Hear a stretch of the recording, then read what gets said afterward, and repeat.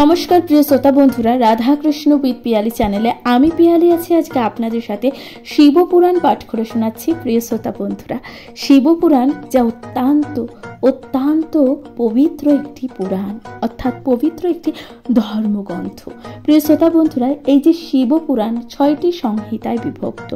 এই যে 6টি সংহিতায় শিবপুরাণ বিভক্ত, এর মধ্যে এই যে 6টি সংহিতার মধ্যে রয়েছে অসংখ্য অধ্যায়।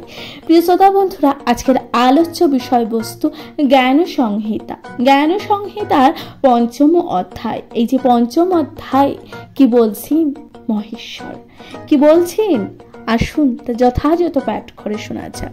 প্রিয় শ্রোতা বন্ধুরা, এই যে জ্ঞান সংহিতার 5ম অধ্যায় ব্রহ্মাণ্ড সৃষ্টি, অর্থাৎ এই যে পুরো বিশ্ব ব্রহ্মাণ্ড সৃষ্টি হয়েছে তারই তাৎপর্য, তারই ব্যাখ্যা আজকে আমি আপনাদের সাথে পাঠ করে শোনাতে চলেছি। প্রিয় শ্রোতা বন্ধুরা, শুনতে থাকবেন শিবপুরাণ।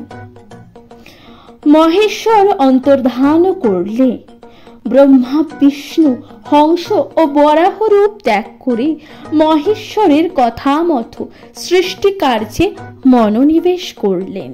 অর্থাৎ মহেশ্বর যখন এই সমস্ত কথা ব্রহ্মা ও বিষ্ণুদেবকে বলে যখন অন্তর্ধান করলেন, অর্থাৎ যখন অদৃশ্য হয়ে গেলেন, তখন কি করলেন? এই যে মহেশ্বরের কথা মতন ব্রহ্মা ও বিষ্ণুদেব তখন এই যে কর্ম, অর্থাৎ এই যে সৃষ্টি কার্যে মন সংযোগ করলেন। ব্রহ্মা প্রথমে জল সৃষ্টি করলেন, অর্থাৎ ব্রহ্মাদেব কি করলেন? ব্রহ্মাদেব প্রথমে জল সৃষ্টি করলেন। তারপর সেই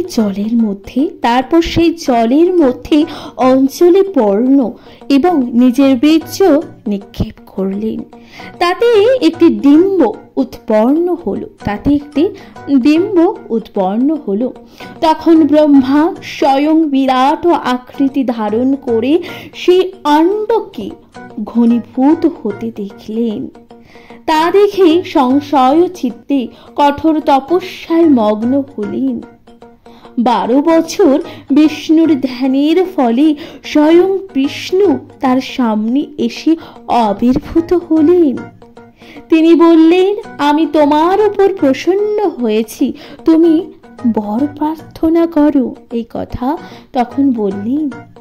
ব্রহ্মা বললেন, হে দেব, শিব যে জগতের সৃষ্টির কথা বলেছিলেন, অর্থাৎ এই যে শিব যে জগৎ সৃষ্টির কথা বলেছিলেন, আমি তাতে জড় স্বরূপ দেখছি।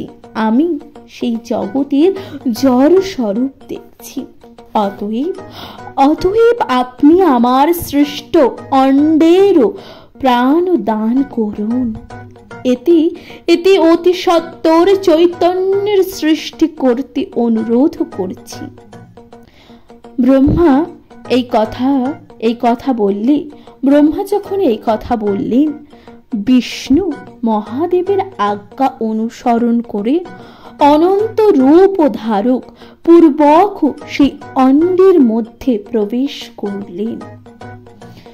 তখন তিনি সহস্র মণ্ডক ও সহস্র নেত্র, সহস্র চরণ বিশিষ্ট এক পুরুষাকার ধারণ করে সর্বতোভাবে ভূমি স্পর্শ পূর্বক সেই অণ্ড ব্যাপিয়া রইলেন। এখানে একটি সুন্দর শ্লোক আছে যেখানে বলছেন যে সহস্র শীর্ষা পুরুষ সহস্রাস্য সহস্র পাথ ভূমিং সর্বত স্পৃশা তণ্ড টং ব্যাপ্ত বাণীতে। এই যে শ্লোকটি হলো, এই যে শ্লোকটি বললে এই শ্লোকের অনুবাদ, অর্থাৎ এই শ্লোকের ব্যাখ্যা আমরা জানতে পারবো 6ষ্ঠ অধ্যায়। প্রিয় শ্রোতা বন্ধুরা, তাহলে শুনতে থাকুন শিবপুরাণ 6ষ্ঠ অধ্যায় ব্রহ্মাদেব কি বলছেন। আসুন তার যথাযথ ব্যাখ্যা করা যাক। শুনতে থাকবেন শিবপুরাণ। কমেন্টে লিখতে ভুলে যাবেন না হর হর মহাদেব।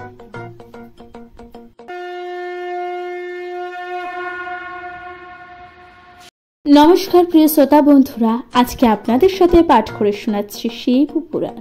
শিবপুরাণের 6ষ্ঠ অধ্যায়। 6ষ্ঠ অধ্যায়ের এই যে কি বলা হচ্ছে? শিবপুরাণের 6ষ্ঠ অধ্যায় সৃষ্টি নিরূপণ, অর্থাৎ এই যে ব্রহ্মাণ্ড সৃষ্টি হয়েছে তারই নির্মাণ করার কথা বলা হচ্ছে। ব্রহ্মা তপলোকে আশ্রয় করে অবস্থান করতে লাগলেন। তিনি তপের প্রভাবে প্রথমে কতগুলি মানুষপুত্র সৃষ্টি করলেন, অর্থাৎ ব্রহ্মাদেব কি করলেন? নিজের তপের প্রভাবে প্রথমে কতগুলো মানুষপুত্র তৈরি করলেন, কিন্তু তারা সকলেই উদ্ধরিতা। তাই তারা ধ্যান যোগে কতগুলো ঋষিদের সৃষ্টি করলেন। তারা ধ্যান যোগে কতগুলো ঋষি তৈরি করলেন। এখানে একটি সুন্দর শ্লোক আছে যেটা বলছে ব্রহ্মদেব, অন্যেষু সর্বলোকেষু যথা যক্ষ বস্তিষু তপলোকং সমাস্থায় ব্রহ্ম তৃষ্টং তপোত্থন তপশ্চ মানসপুত্র নির্মিতা ব্রহ্মানুপুরা তে 14 রতোষু সর্বে পশ্চাদন্না নৃষেণ প্রভু। এই যে শ্লোকটি বললেন ব্রহ্মাদেব এই শ্লোকের অর্থ কি বললেন? অর্থে বললেন, কিন্তু তাদেরও সংসারের প্রতি বৈরাগ্য থাকায় ব্রহ্মার খুব ক্রোধ হয়েছিল। সেই ক্রোধে নিজেই তিনি রোদন করতে লাগলেন। তার সেই রোদনের ফলে মহাদেব আবির্ভাব হয়, অর্থাৎ ব্রহ্মাদেব তখন কি করলেন? রোদন করতে শুরু করলেন, অর্থাৎ কান্না করতে শুরু করলেন। রোদনের ফলে, অর্থাৎ এই যে কান্নার ফলে তখন কি আবির্ভূত হলো? মহাদেব। রোদন থেকে আবির্ভূত হয়েছিল বলে মহাদেবের নাম রুদ্র বলা হয়। অর্থাৎ এই যে রোদন থেকে মহাদেব যে আবির্ভূত হয়েছিলেন বলে মহাদেবের অপর নাম রুদ্র। তারপর সেই রুদ্ররূপে মহাদেব বললেন, সেই যে রুদ্ররূপী, তখন মহাদেব বললেন, হে ব্রাহ্মণ, তোমার এত দুঃখ কেন? বলো কিসের দুঃখ? আমি সেই দুঃখকে নাশ করব। অর্থাৎ ব্রহ্মাদেব তখন বললেন যে, হে ব্রাহ্মণ, অর্থাৎ হে ব্রহ্মাদেব, তোমার এত দুঃখ কেন? কিসের এত দুঃখ তোমার? আমি সেই দুঃখ তোমার অবশ্যই দূর করব। এই কথা ব্রহ্মাদেব তখন বললেন। তখন ব্রহ্মা বললেন যে, সেই উত্তর শুনে ব্রহ্মাদেব কি বললেন? ব্রহ্মাদেব বললেন, হে দেব, আমার মনে হচ্ছে সৃষ্টিতে কোনো বাধা সৃষ্টি হবে। অর্থাৎ এই যে আমার সৃষ্টি, এর দ্বারা কোনো বাধা সৃষ্টি হবে। আপনি এমন কোনো বিধান দিন যাতে সৃষ্টি বাধাহীন হয়। রুদ্রদেব বললেন। এই উত্তর শুনে রুদ্রদেব অর্থাৎ মহাদেব বললেন, ঠিক আছে, আমি এই সৃষ্টিকে চিরস্থায়ী করব, তুমি নিশ্চিন্তে থাকো। অর্থাৎ মহাদেব তখন আশ্বাস দিয়ে বললেন, এই যে সৃষ্টিকে আমি চিরস্থায়ী করব, তুমি নিশ্চিন্তে থাকো। তখন এই কথা কাকে বলল? এই কথা বললেন কাকে? এই কথা বললেন ব্রহ্মাদেবকে। এই কথা বলে রুদ্রদেব তার গণেদের সঙ্গে কৈলাসে ফিরে গেলেন। অর্থাৎ মহাদেব তার গণেদের সঙ্গে তখন কৈলাসে ফিরে গেলেন। এরপর ব্রহ্মা ভৃগু সহ 7 ঋষির সৃষ্টি করলেন। অনন্তর নারদকে উৎসাহ দিয়ে গেলেন। উৎসাহ থেকে কর্দমকে ছায়া থেকে এবং দক্ষকে অঙ্গুষ্ঠ থেকে নির্মাণ করলেন।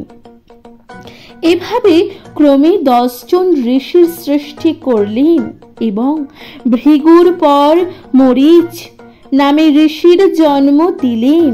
অর্থাৎ কে জন্ম দিলেন? ব্রহ্মাদেব। সেই মরিচ থেকে কশ্যপ জন্ম নিলেন। অর্থাৎ সেই মরিচ থেকে কার জন্ম হলো? কশ্যপ, ঋষি কশ্যপে।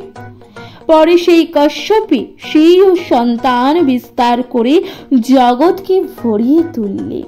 অর্থাৎ তারপর কশ্যপ, ঋষি কশ্যপ মুনি এই যে জগৎ সংসারকে সন্তান প্রদানের ফলে ভরিয়ে তুললেন। দক্ষ থেকে 7 জন কন্যা জন্মগ্রহণ করলেন। অর্থাৎ ঋষি দক্ষর থেকে কয়জন কন্যা জন্মগ্রহণ করলেন? 60 জন কন্যা সন্তান জন্মগ্রহণ করলেন। দক্ষ তার মধ্যে 13টি কন্যা কশ্যপকে যথাবিধি অর্পণ করলেন। সেই দক্ষ কন্যাগণ নানাবিধ দেব, দৈত্য, বৃক্ষ, পক্ষী, সর্প, পর্বত ও লতা প্রসব করলেন। অর্থাৎ সেই যে দক্ষের কন্যাগণ এই যে নানাবিধ দেব, দৈত্য এবং পক্ষী, সর্প, পর্বত ও লতা প্রসব করলেন। দক্ষ সতী নাম্রী কন্যাকে রুদ্রের হস্তে সমর্পণ করলেন। দক্ষ কন্যা সতী ভবানী নামে কথিত হয়। অর্থাৎ এই যে দক্ষ কন্যা সতী ছিলেন ভবানী নামে অভিহিত হন। ব্রহ্মা, রুদ্র, শিব অর্থাৎ ব্রহ্মা, বিষ্ণু, রুদ্র এই 3 জন 3টি গুণের স্বরূপ। এই 3 জনই 3টি গুণের স্বরূপ। তন্মাধ্য বিষ্ণু সত্যগুণ, ব্রহ্মা রজগুণ ও রুদ্র তমগুণের স্বরূপ। সেই রূপ ও গুণময়ী দেবী লক্ষ্মী সত্যগুণাশ্রিতা ব্রাহ্মণী ও রজগুণময়ী, আর সতী হলেন তমগুণ সম্পূর্ণা। রুদ্রকে যে দেবী আশ্রয় করেছিলেন তিনি মহাকালী নামে প্রসিদ্ধ। অর্থাৎ রুদ্রদেবকে যে দেবী আশ্রয় করেছিলেন তিনি মহাকালী নামে প্রসিদ্ধ। পরে তিনি পার্বতী রূপে জন্মগ্রহণ করে শিবকে আশ্রয় করেন। পরবর্তীকালে তিনি আবার পুনরায় পার্বতী নামে পার্বতী রূপে জন্মগ্রহণ করলেন এবং শিবকে আশ্রয় করলেন। অনন্তর সেই পর্বত কন্যা বহুবিধ নামে ভূষিতা হন। এই যে সেই কন্যা, এই যে পার্বতী, দেবী পার্বতী বহুবিধ নামে ভূষিত হন। যথা এই যে সেই নামগুলি কি? সেই নামগুলি হলো যথা কালিকা, চণ্ডিকা, ভদ্রা, চামুণ্ডা, বিজয়া ও জয়া। সেই গুণময়ী দেবীগণ এবং 3 দেবতা একত্রে মিলিত হন। অর্থাৎ সেই যে গুণময়ী দেবীরা এবং দেবতারা, এই যে 3 দেবতারা একত্রে মিলিত হন। পরে তারা নানা সৃষ্টি কাজ করতে থাকেন। এই কথা শুনে ঋষিগণ আনন্দে অন্তর ভরে উঠল। তার সুতাকে জিজ্ঞাসা করলেন, হে শূদ্র, আপনার মুখ পদ্ম থেকে হরের কথা রূপ অমৃত যত পান করছি তথাপি তৃপ্তি হচ্ছে না। আপনি আরো সেই কথামৃত ব্যাখ্যা করুন। দেবী প্রথমে দক্ষপুত্রী, পরে পর্বত কন্যা। এক শরীরে 2 জন কন্যা হলেন কিভাবে? এবং কিভাবেই সেই পার্বতী শিবকে আশ্রয় করলেন? অর্থাৎ দেখুন এখানে দেবী প্রথমে কি হলেন? দেবী প্রথমে দক্ষপুত্রী, এরপর পর্বতপুত্রী। এরপর এখন প্রশ্ন উঠছে, দেবী এক শরীরে কিভাবে 2 জনের কন্যা হলেন? কিভাবে দুইজনের কন্যা হলেন এই কথা, এবং এই যে পার্বতী হয়ে কিভাবে শিবকে আশ্রয় করলেন, এই সকল তত্ত্ব আমাদের সামনে আলোকপাত করুন। অর্থাৎ এই যে সকল কথা ব্রহ্মাদেবকে তখন বললেন, আমাদের সামনে আলোকপাত করুন। প্রিয় শ্রোতা বন্ধুরা, এরপর আপনারা জানতে পারবেন যে দক্ষ যজ্ঞ, অর্থাৎ এখানে সমাপ্ত হলো 6ষ্ঠ অধ্যায় সৃষ্টি নিরূপণ। এরপর ৭ম অধ্যায়, যেখানে রয়েছে দক্ষ যজ্ঞ ও সতীদেহ থেকে জ্বালার উৎপত্তি। প্রিয় শ্রোতা বন্ধুরা, তাহলে শুনতে থাকবেন শিব পুরাণ। অবশ্যই আপনাদের গুরুত্বপূর্ণ মতামত দিয়ে জানাতে ভুলে যাবেন না, কমেন্টে লিখতে ভুলে যাবেন না। হর হর মহাদেব।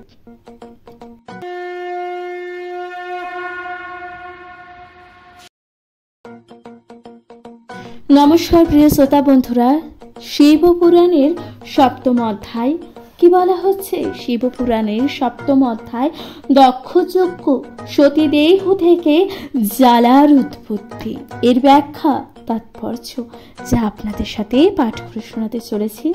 প্রিয় শ্রোতা বন্ধুরা, সুত বললেন, হে ঋষিগণ, আপনারা শ্রবণ করুন।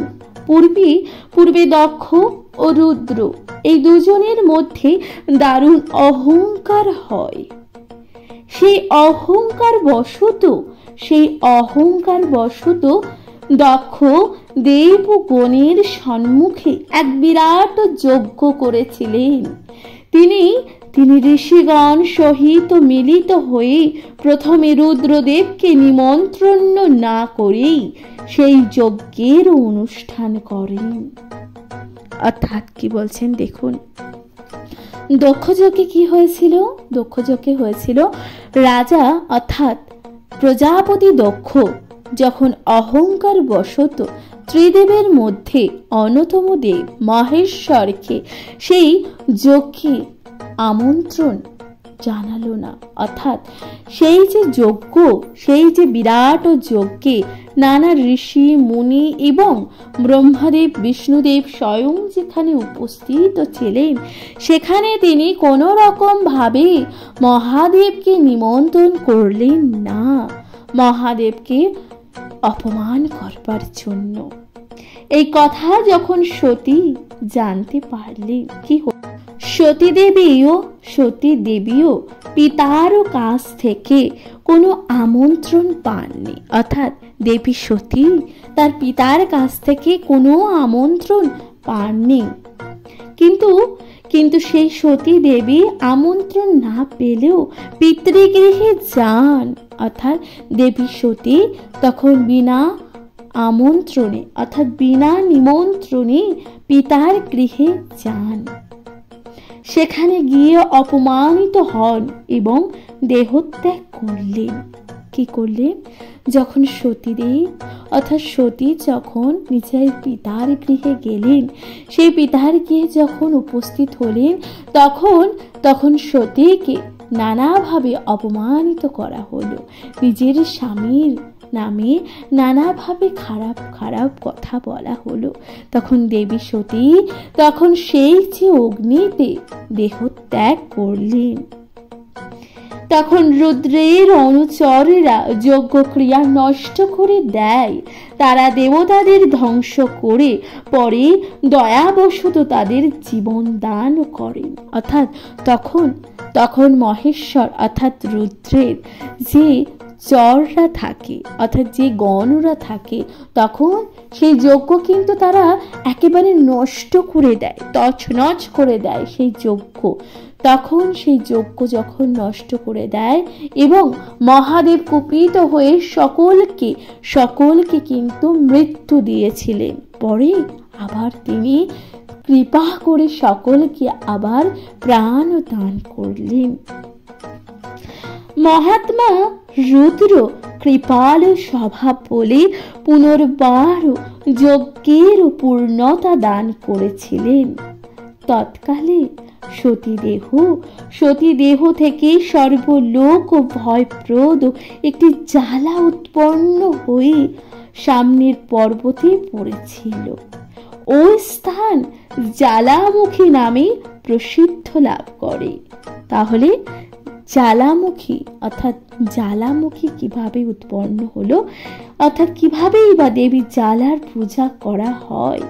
তাহলে দেবী সতীর সেই যে দেহ তখন জ্বলে যাচ্ছিল, অর্থাৎ যেই যে যজ্ঞে নিজের দেহ সতী প্রাণ ত্যাগ করেছিলেন, সেই যে ত্যাগ অর্থাৎ সেই আগুনে ঝলসে যাওয়া দেহ যখন পর্বতের একটি স্থানে পড়েছিল, সেই স্থানটি তখন জ্বালামুখী নামে প্রসিদ্ধ লাভ করে।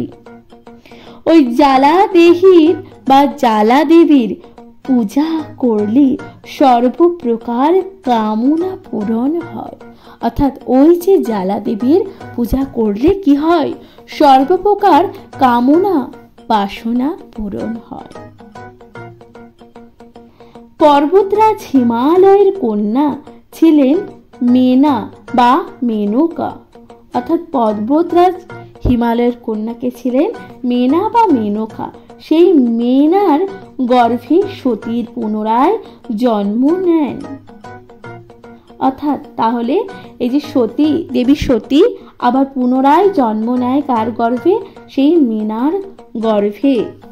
প্রিয় শ্রোতা বন্ধুরা, এবার কি বলছে, সেই জন্মে তার নামও হয় পার্বতী।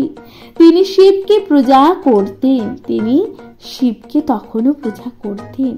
তপস্যা ও আরাধনার মাধ্যমে তিনি শিবকে স্বামী রূপে লাভ করলেন। এবং দেবী পার্বতী যখন পুনরায় আবার নতুন ভাবে শিবকে নিজের আরাধনা, তপস্যা ও যজ্ঞের মাধ্যমে তিনি আবার স্বামী রূপে লাভ করলেন। এবার ঋষিগণ বললেন, শিবের আরাধনার বিষয় যা কিছু বিষয় বা যা কিছু নিয়ম বলা হয়েছে এবং শিব প্রসন্ন হয়ে যাকে যেরকম ফল দান করেন, পার্বতী তপস্যায় ও বিবাহ অর্থাৎ জ্যোতির্লিঙ্গ কয় প্রকার ও লিঙ্গ পূজার বিধি সম্পর্কে যে যেসব নিয়ম বলা হয়েছে, হে শূদ্র মহাশয় তা আমাদের বলুন। অর্থাৎ এরপর আপনারা জানতে পারবেন যে শিব পূজার বিধি। তাহলে শিব পূজার বিধি কি আছে, এখন কি বলা হচ্ছে দেখুন। এখানে বলছে যে শিবের আরাধনার বিষয় কিছু নিয়ম আছে।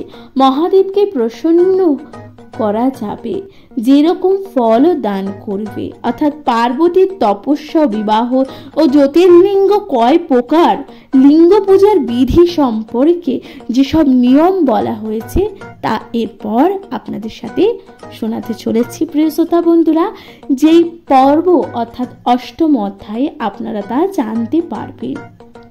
প্রিয় শ্রোতা বন্ধুরা, তাহলে এখানে সমাপ্ত হলো সপ্তম অধ্যায়। আশা করছি তা আপনাদের ভালো লেগেছে। এর পরবর্তী অধ্যায় অষ্টম অধ্যায়, যেখানে বলা হচ্ছে শিব পূজার বিধি। তাহলে শিব পূজার বিধি সম্বন্ধে কি বলা হয়েছে, আসুন তার যথাযথ ব্যাখ্যা করা যাক। শুনতে থাকবেন শিব পুরাণ।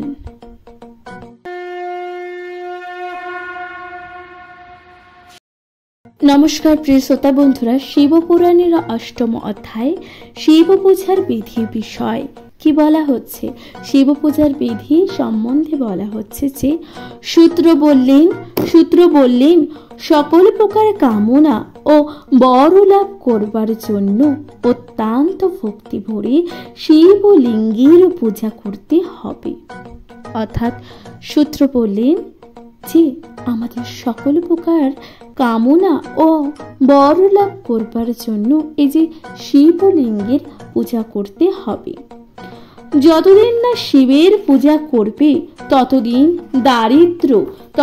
দারিদ্র, রোগ ও দুঃখ ও শত্রুর জন্য অশান্তি, এই যে 4 প্রকার পাপ বৃদ্ধি পাবে। অর্থাৎ যতদিন না পর্যন্ত শিবের পূজা করবে ততদিন পর্যন্ত নিজের জীবনে দারিদ্র, রোগ, দুঃখ ও শত্রুর জন্য অশান্তি, এই যে 4 প্রকার পাপ বৃদ্ধি পাবে। যে ব্যক্তি মনুষ্য জন্ম নিয়ে সুখ, শান্তি ও সন্তান কামনা করেন, অর্থাৎ যে ব্যক্তি নিজের এই যে মনুষ্য জীবন অর্থাৎ এই যে মানুষ হয়ে নিজের জীবনে সুখ, শান্তি ও কামনা বাসনা তথা সন্তান নিয়ে ভালো থাকতে চান, সেই ব্যক্তি সকল প্রকার কাম ও অর্থের সাধক মহাদেবের পূজা করবে। প্রাতকালে ব্রহ্ম মুহূর্তে যথাবিধি শয্যা থেকে উত্থান করবে। অতঃপর বিষ্ণু ও গুরু স্মরণ করবে। তারপর হরির ধ্যান। হে নারায়ণ, আপনার এই যে সুন্দর রূপ ও সর্বদা আমার হৃদয়ে বাস করুক। অর্থাৎ নারায়ণকে কি বলবে? নারায়ণের ধ্যান করতে হবে। নারায়ণ অর্থাৎ আমাদের হৃদয়ে বাস করুক। হরির ধ্যানের পর স্তোত্র পাঠ করবে। তারপর দক্ষিণ দিকে পুরুষ ত্যাগ করতে হবে। ব্রাহ্মণ 5 বার, ক্ষত্রিয় 4 বার, বৈশ্য 3 বার, শূদ্র 2 বার হাতে মাটি লেপন করে শৌচ করবে। মাটির অভাবে সাবান ব্যবহার করলেই চলবে। এরপর ব্রাহ্মণ 12 আঙ্গুল, ক্ষত্রিয় 11 আঙ্গুল, বৈশ্য 10 আঙ্গুল ও শূদ্র 9 আঙ্গুল পরিমাণ দন্তকাষ্ঠ দ্বারা মুখ ধোবে। আজকাল পেস্ট ব্যবহার করা চলবে। এখানে এটা সংক্ষিপ্তভাবে বলা হয়েছে। অনন্তর পবিত্র জলে স্নান করবে। অনন্তর কি করতে হবে? পবিত্র জলে স্নান করতে হবে। স্নান সেরে আচমন করে পরিষ্কার ও ধোয়া বস্ত্র পরবে। তারপর শিবের নাম স্মরণ করতে করতে শিব পূজায় ব্রতী হবে। প্রথমে কার পূজা করতে হবে? প্রথমে গণেশের পূজা, তারপর দ্বারপালের ও দিকপালের পূজা করবেন। পূজার দ্রব্যের সামনে আসন পাততে হবে। সেই আসনে বসে শিবলিঙ্গের দিকে দৃষ্টি দেবেন।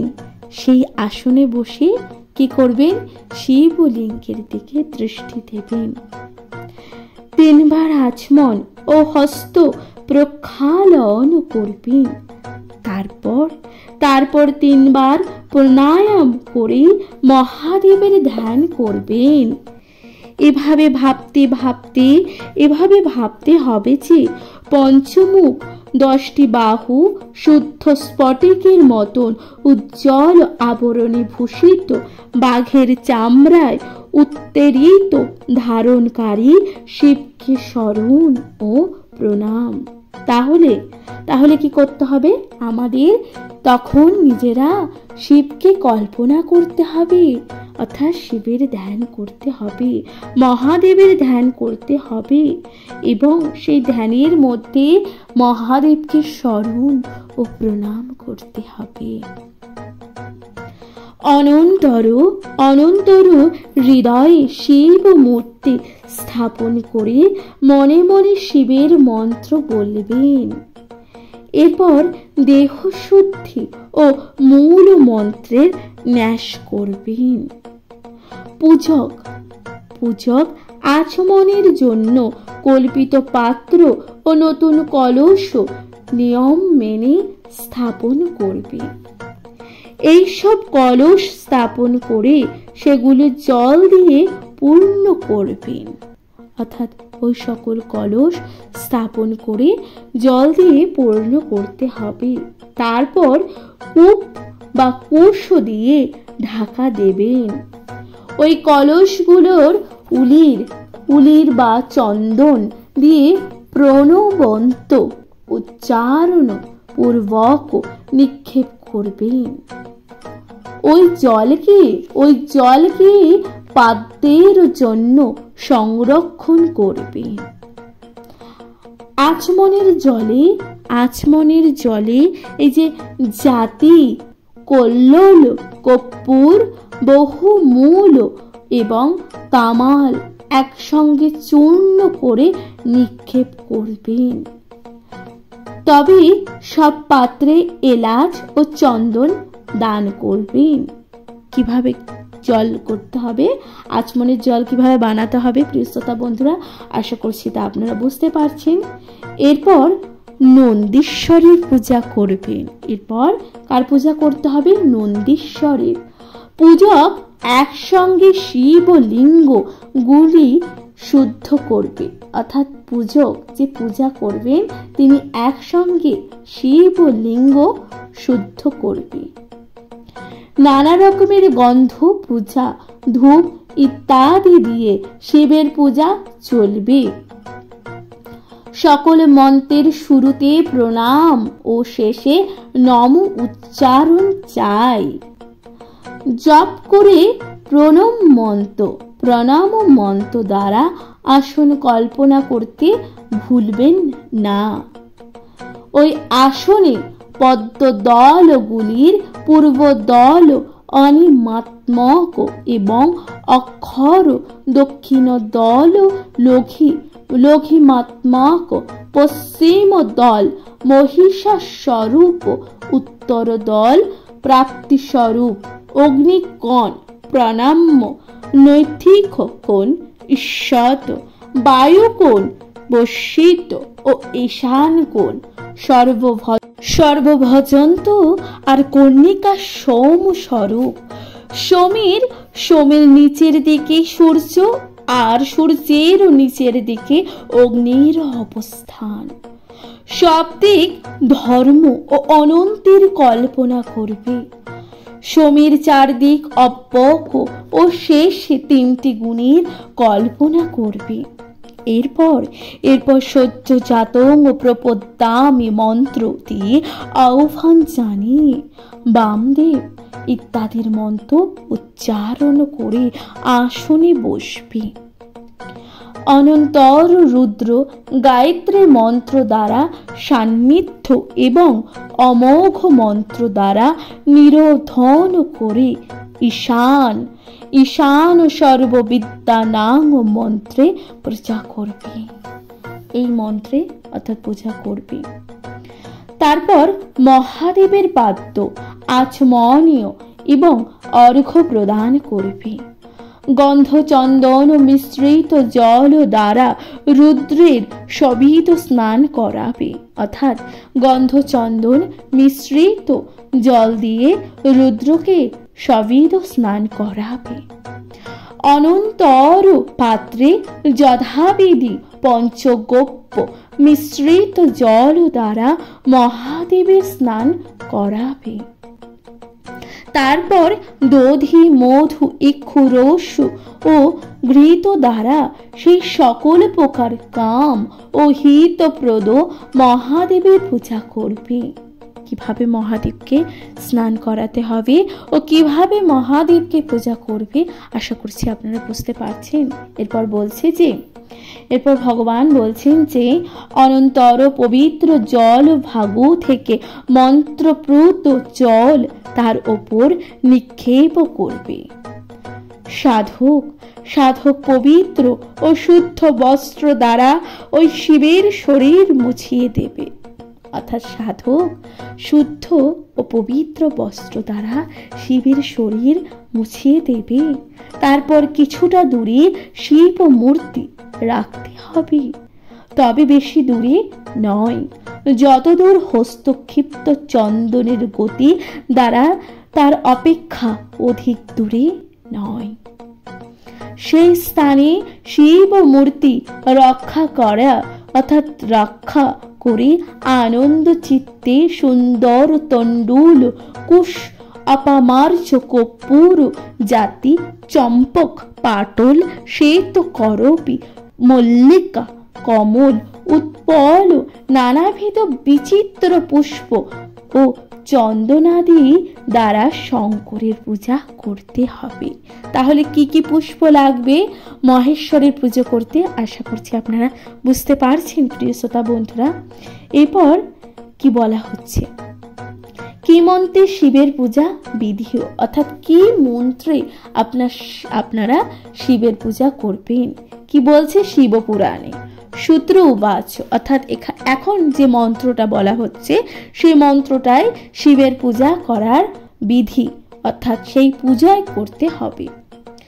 সূত্র উবাচ, সূত্র বললেন, পাবন অনেন মন্ত্রেণ তথা বাঙ্খি অনকেন চ রুদ্রেণ নীল রুদ্রেণ শ্রী সুক্তেন শুভেন চ রজনী কেনৈব চমকেন শুভেন চ শ্রিতার্থ রেনার্থ শিরোষা শুভেনার্থ বর্ণেন। অর্থাৎ এই যে মন্ত্র, এই মন্ত্রের দ্বারা শিবের পূজা করতে হবে। সূত্র বললেন, পাবমান বাঙ্খি অন রুদ্র নীল রুদ্র শিবুক্ত শিশুক্ত রজনী সুক্ত চমক প্রবণ অর্স্থব শীর্ষ শান্ত শান্তি ভাগুর অরুণ জ্যৈষ্ঠ অথবা দেবব্রত নামক শ্যাম রথন্তর সূত্র পুষ্পর সূত্র পুরুষ সূত্র অথবা পঞ্চাক্ষর মৃত্যুঞ্জয় মন্ত্র বেদোক্ত শিবলিঙ্গে ঘটিত কিংবা নাম মন্ত্র উচ্চারণ পূর্বক সহস্র জলধারা বা 101 জলধারা ঢেলে শিব পূজা করবেন। তারপর শিবের ওপর চন্দন ও পুষ্পাদি স্থাপন করবেন। তারপর এই যে মন্ত্র উচ্চাপনের পরে এই যে মন্ত্র পাঠ করে জলধারা বা 100 সহস্র জলধারা ঢেলে, অর্থাৎ 100টা কলসির জল দিয়ে মহাদেবের শিবের পূজা করতে হবে। তারপর সেই জল অভিষেকের পর শিবের ওপর চন্দন পুষ্পাদি স্থাপন করবেন, অর্থাৎ তারপর মহাদেবের ওপর ফুল ও চন্দন নিক্ষেপ করবেন, মহাদেবকে সুন্দর করে সাজাবেন। পরে প্রণম উচ্চারণ পূর্বক মুখ বাসদি প্রদান করবেন। এরপর স্ফটিকের মতন নির্মল অক্ষর সর্বলোকের কারণ সর্বলোক ব্রহ্মা ইন্দ্র রুদ্র প্রভৃতি দেবের অগোচর বেদ বিদের দ্বারা বেদান্ত অজ্ঞেয় আদি মধ্য অনন্ত রহিত সকল রোগীর ঔষধ শিব তত্ত্ব নামে বিখ্যাত শিবলিঙ্গে অবস্থিত সেই পরম দেবকে ধূপ দীপ তাম্বুল প্রভৃতি দিয়ে প্রণাম মন্ত্র উচ্চারণ পূর্বক লিঙ্গের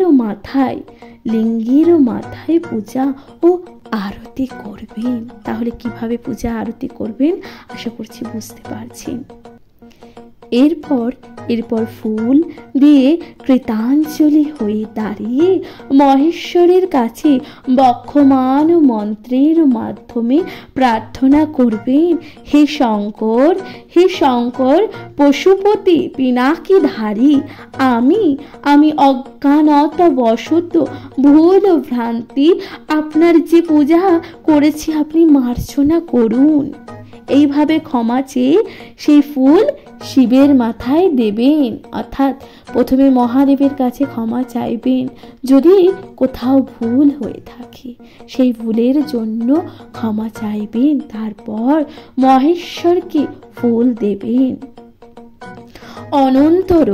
অনন্তর আশীর্বর্জনীয় পাঠ, তারপর শিবলিঙ্গের মার্জনা ও নমস্কার করবেন। অথ ভক্তি সহকারে প্রার্থনা করবেন, হে দেবাদিদেব, জন্মে জন্মে আমরা যেন তোমার চরণে ভক্তি পাই। তখন তারপর মহাদেবের কাছে এটা প্রার্থনা করবেন যে হে মহেশ্বর, হে দেবাদিদেব মহাদেব, জন্ম জন্মান্তর আমরা যেন তোমার কৃপা পাই, তোমাকে ভক্তি করার সেই সুযোগ পাই। তোমার প্রতি ভক্তি ছাড়া আমরা আর কিছুই চাই না। হে মহেশ্বর, হে মহেশ্বর, আপনি আমার আশ্রয় হন। মহাদেবের কাছে ভক্তি ভরে তার পূজা করবেন, মহাদেবের কাছে ভক্তি ভরে তার পূজা করবেন, তারপর সপরিবারে নমস্কার করবেন। 6 মাস এইভাবে পূজা করলে মঙ্গলদাতা শিব সকল প্রকার ব্যাধি, শোক, দুঃখ, শত্রু, উদ্বেগ দূরীভূত করবে। পূজক জীবনে শান্তি পাবে। অর্থাৎ 6 মাস যদি আপনারা এইভাবে পুজো করতে পারেন, নিজেদের জীবনে দুঃখ, কষ্ট, শোক সকল কিছু দূরীভূত হবে এবং নিজেদের জীবন সুখের হয়ে উঠবে। ঋষিগণ বললেন, হে মহাভাগ, এখন ত্রিপুর জয়, তারকাসুর ত্রিপুর বিনাশের কথা কীর্তন করুন। ঋষিগণ এরপর বললেন, এরপর যে হে মহাভাগ, হে মহেশ্বর, এরপর ত্রিপুরা জয় তারকাসুরকে কিভাবে বিনাশ করলেন তা বর্ণনা করুন। ত্রিপুরের স্বরূপ কেন এবং তার সৈন্য সংখ্যা কিভাবে ছিল তা বিশদভাবে বলুন। অর্থাৎ এর পরের অধ্যায়ে আপনারা জানতে পারবেন যে কিভাবে তারকাসুরের তপস্যা তথা তারকাসুর বধ, এই সমস্ত ঘটনা এর পরবর্তী অধ্যায়ে জানতে পারবেন। ততক্ষণ অবধি আপনারা ভালো থাকবেন, সুস্থ থাকবেন প্রিয় শ্রোতা বন্ধুরা। তাহলে এখানে সমাপ্ত হলো শিব পুরাণ। আশা করছি আপনাদের তা ভালো লেগেছে। অবশ্যই আপনাদের গুরুত্বপূর্ণ মতামত দিয়ে জানাতে ভুলে যাবেন না, কমেন্টে লিখতে ভুলে যাবেন না। হর হর মহাদেব। অবশ্যই আপনাদের মূল্যবান মতামত দিয়ে জানাবেন। আজকের মতো এখানে জানাচ্ছি বিদায়। ভালো থাকবেন, সুস্থ থাকবেন। অবশ্যই শিব পুরাণ শুনতে থাকবেন। চ্যানেলে প্রথমবার হলে অবশ্যই চ্যানেলটিকে সাবস্ক্রাইব করে দিয়ে পাশে থাকবেন। নমস্কার।